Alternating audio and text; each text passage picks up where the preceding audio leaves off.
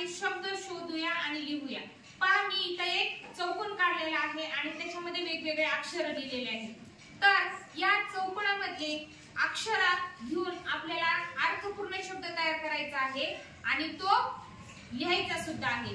तर अगोदर आपण पहिली कृती पूर्ण करूया की अक्षर शोधून घेऊयात आणि नंतर आपण लिहूयात। अक्षर शोधून त्याला आपण गोल करणार आहोत आणि नंतर ते आपण लिहिणार आहोत। पहा मी एक तुम्हाला शब्द सांगत आहे आणि त्याच पद्धतीने तुम्ही अर्थपूर्ण शब्द तयार करायचे। बघा माला, हा मी अर्थपूर्ण शब्द सांगितलेला आहे। असे तुम्ही यामधले अर्थपूर्ण शब्द मला शोधून सांगायचे आहेत।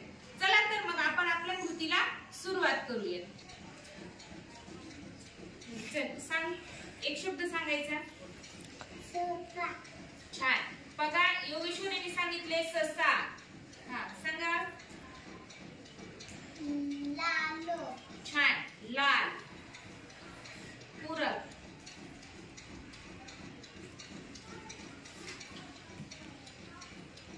पपई। छान, त्यांनी बघा पपई शब्द सांगितलेला आहे। जो शब्द ओळखलेला आहे त्याला आपण गोल करत जाऊया, म्हणजे आपल्याला त्या अर्थपूर्ण शब्दानंतर लिहायचे सुद्धा आहे। आई।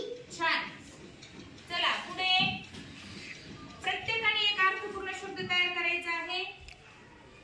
घर। चला पुढे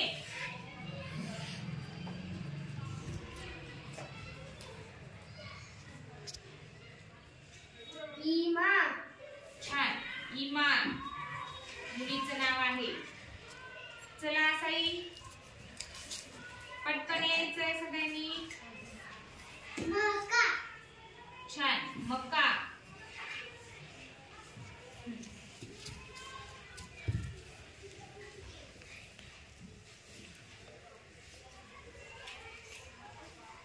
कान।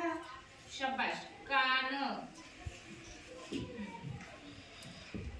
ऊस। ऊस। छान। मन। शाबाश, मी सांगितलं मन। सांगा पुढे, भक्ती सांग लवकर। मऊ। शाबाश, मऊ।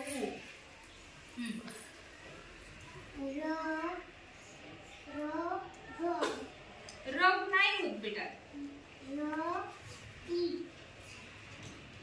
नाही, दुसरा सांगा।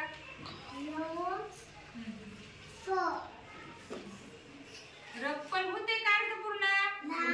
नाही, दुसरा सांगा। हा, कर। चला मामा। शाबाश, मामा।